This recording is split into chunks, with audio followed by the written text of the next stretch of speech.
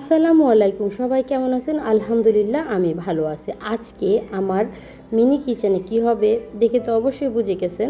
আজকে আমরা পুডিং বানাবো। পুডিং পারে না এমন মানুষ খুব কম আছে। দুধটা গরম করে নিলাম, এখন আমি ক্যারামেলটা বানিয়ে নিব। ক্যারামেলটা হয়ে যাচ্ছে প্রায়। আপনাদেরকে বলি, যারা মিনি কিচেন নিয়ে কাজ করেন আপনারা স্পিড ইউজ করতে পারেন। স্পিডটা আপনারা পেয়ে যাবেন হার্ডওয়্যারের দোকানে।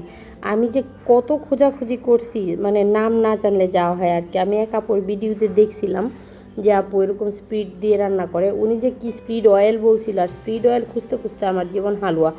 তাই কেউ কোনো ইয়া দিলে আমার মনে হয় প্রপার দেওয়া উচিত, নয়তো বা অনেক নাজেহাল হইতে হয়। তো কথা বলতে বলতে আমার দেখেন, আমার দুধের মধ্যে ডিম দিয়ে দিয়ে ভালো করে মিশিয়ে নিতে হবে।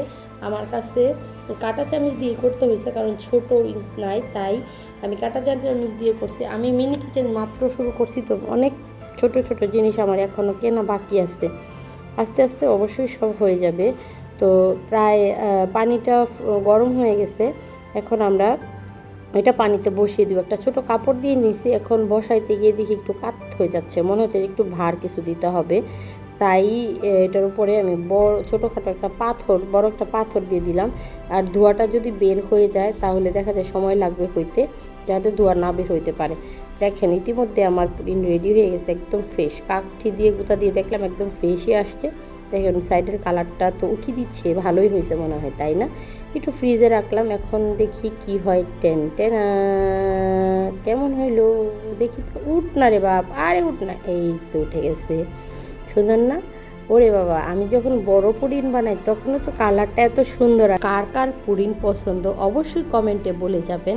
চলেন এখন আমরা এটাকে কাটি, দেখি ভিতরটা কেমন হয়েছে। তো কাটতে গিয়ে এই নড়িস না, দাঁড়া একটু, দাঁড়া দাঁড়া, এই তো কেটে ফেললাম। কেমন হয়েছে আপনারা একটু খেয়ে বলে যাবেন। থুকু খাইতে তো পারবেন না, দেখা বলে যান। আমি টেস্ট করে আপনাদেরকে পরে রিভিউ দিয়ে দিব কমেন্টে অবশ্যই বলে যাবেন কার কার আমার মতো পুডিং পছন্দ।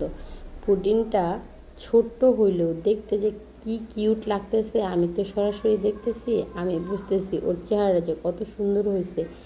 নেন কেটে দিলাম, নেন কে কে খাবেন খেয়ে নেন। দেখেন তো কার কার পছন্দ হয়েছে। কালারটা পারফেক্ট আসছে না? আমার কাছে তো অনেক ভালো লাগছে। আজকের জন্য এখানে বিদায় নিলাম। আল্লাহ হাফেজ, ভালো থাকবেন।